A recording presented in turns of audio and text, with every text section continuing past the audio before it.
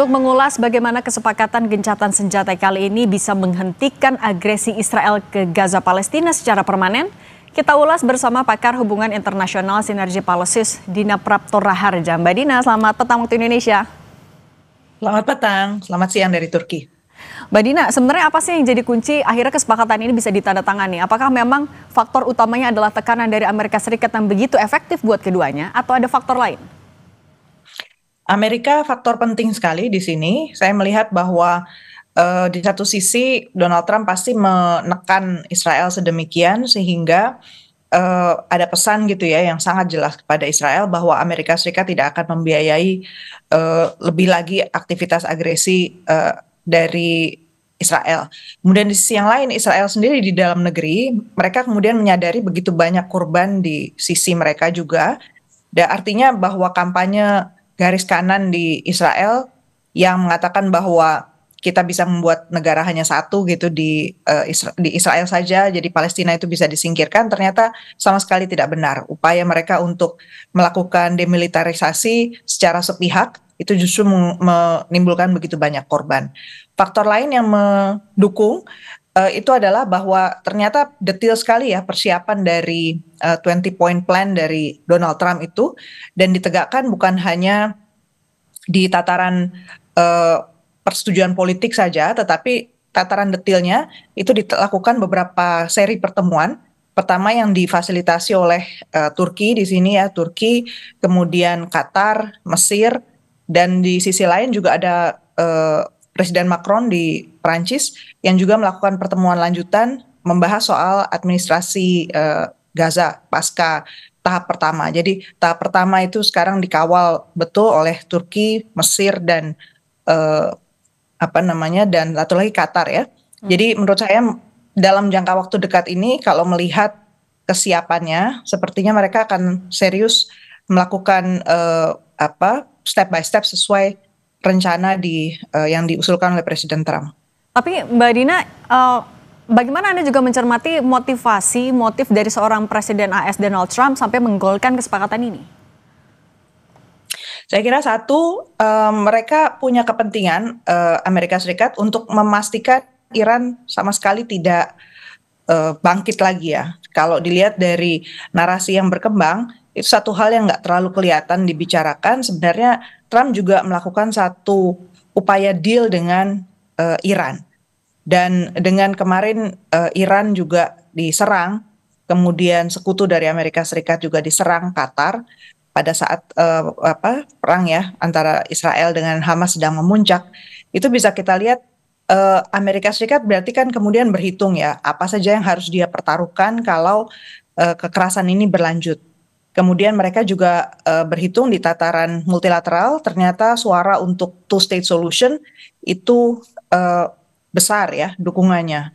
Artinya Palestina sebagai satu negara mau nggak mau harus dikelola dengan lebih baik, tidak bisa lagi dikontrol hanya sepihak oleh Israel, karena itu hanya akan menimbulkan letupan-letupan kemarahan, dan di kalangan masyarakat Arab itu juga desakan untuk menghentikan genosida sangat-sangat besar. Jadi Amerika Serikat saya kira meskipun dia motifnya mungkin profit begitu ya, hanya orientasinya itu untuk menghentikan keluarnya dana yang lebih besar lagi untuk membantu Israel misalnya. Tetapi di sisi yang lain kita juga melihat bahwa ada faktor lain yang juga bisa diperoleh dari suasana yang lebih stabil di Timur Tengah.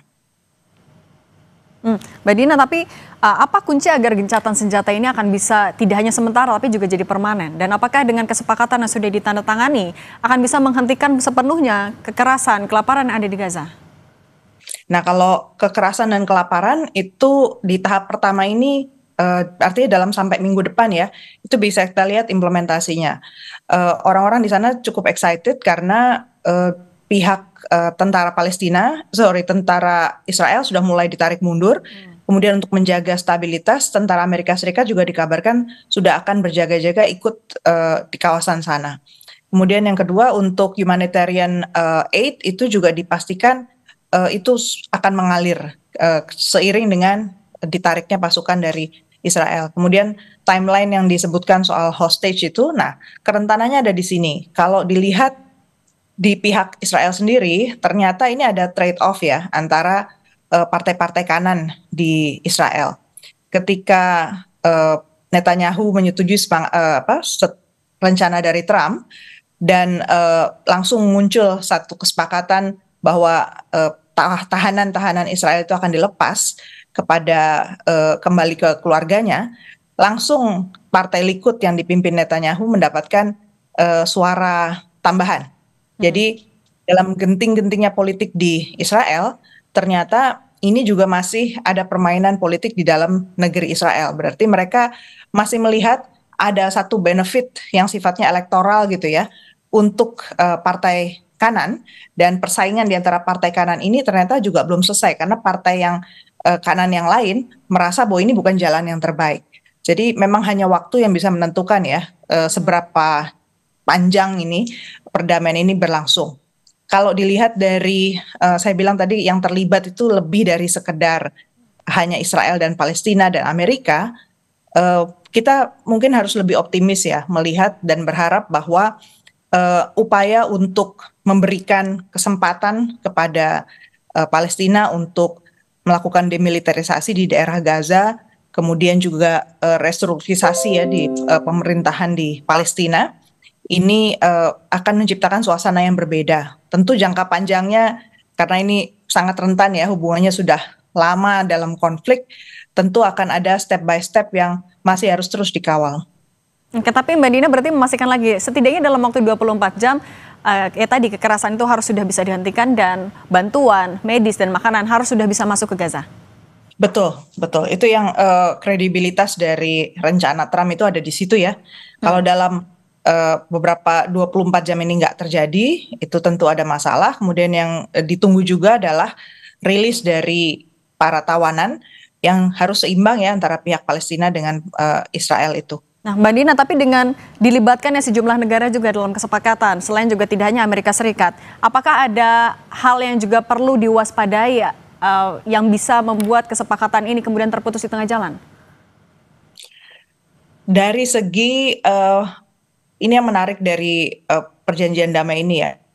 Jadi bukan karena resourcesnya berlimpah kemudian orang terhenti memberikan bantuan atau apa ya, kemudian menginisiasi satu perdamaian.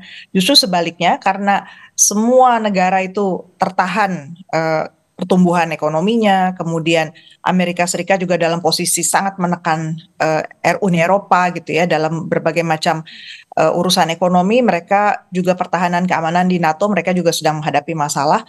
Jadi dengan situasi yang semua ditekan dan anggaran bahkan di Amerika Serikat juga sedang bermasalah ya karena ada government shutdown, dari Partai Demokrat juga nggak setuju untuk memberikan approval pada pendanaan pemerintahan Presiden Trump. Bisa dibayangkan situasinya kekunci semua. Jadi dalam posisi yang sangat minimalis di segala bidang, justru ternyata muncul satu inisiatif yang akhirnya melahirkan satu breakthrough. Kalau situasinya lebih baik, nah ini yang justru harus kita antisipasi. Mungkin ternyata orang akan berubah pikiran gitu, karena ada terbuka peluang-peluang yang lain gitu. Kalau sekarang dalam situasi tertekan, semua akhirnya bisa setuju. Justru tarik menarik ini yang jadi celah peluang. Tapi Mbak Dina, apa yang bisa dilakukan oleh dunia internasional di masa gencatan senjata ini untuk mendukung agar gencatan senjata tadi bisa berlangsung secara permanen?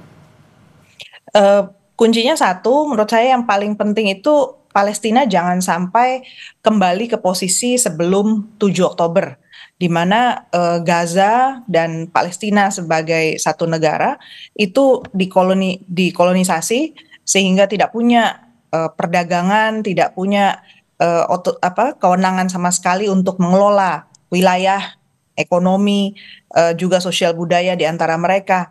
Hal-hal yang seperti ini jelas akan terus menciptakan marah ya, dan marahnya itu nggak mungkin muncul hanya di satu titik. Kemudian negara-negara lain seperti Iran, Turki dan yang lain-lain, Mesir misalnya, itu juga akhirnya timbul ya letupan-letupan kemarahan di kawasan ini yang ujung-ujungnya ada kemudian sebut kelompok-kelompok proksi itu ya. Jadi kuncinya memang kalau kedua negara ini seimbang, kemudian mereka bisa bernegosiasi setara begitu, suasananya akan jauh berbeda. Oke. Nah kalau gitu terakhir, apa yang bisa dilakukan Indonesia? Kita sebagai negara yang sudah lama mendukung kemerdekaan Palestina, juga two state solution itu yang diusung. Kemudian apa yang bisa dilakukan Indonesia?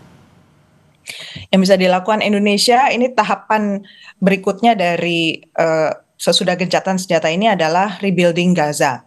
Ada banyak hal-hal detail yang bisa di follow up tentu dengan negara-negara yang terlibat langsung dalam negosiasi. Sayang ya kita nggak terlibat di meja negosiasi baik itu di Paris maupun untuk mediasi langsung gitu. Tapi apapun kendalanya itu kita di situ ada urusan tadi restoring humanitarian channels ya, semua titik-titik untuk masuknya humanitarian itu harus betul-betul dijaga apa yang bisa dilakukan. Paris juga sedang membicarakan soal Prancis membicarakan soal pentingnya untuk mulai membentuk pasukan perdamaian untuk menjaga itu semua bisa terjadi. Kemudian wilayah-wilayah yang harus mulai direkonstruksi di Gaza, itu berarti kita harus cek juga apa yang bisa dilakukan oleh Indonesia secara aktif. Kalau kita mau fokus pada people-nya, sebagai hal yang minimal harus kita lakukan itu, saya kira kita harus benar-benar ada nampak juga di lapangan tim-tim kita yang ada di embassy, di kedutaan-kedutaan Indonesia di sekitar wilayah Palestina, itu harus diaktifasi dan punya perintah yang spesifik juga untuk mengawal perdamaian ini. Oke, baik. Mbak Divna Prapto Raharja, pakar hubungan internasional dari Sinergi Policies, terima kasih sudah berbagi bersama kami. Salam Mbak Dina. Sama-sama, terima kasih.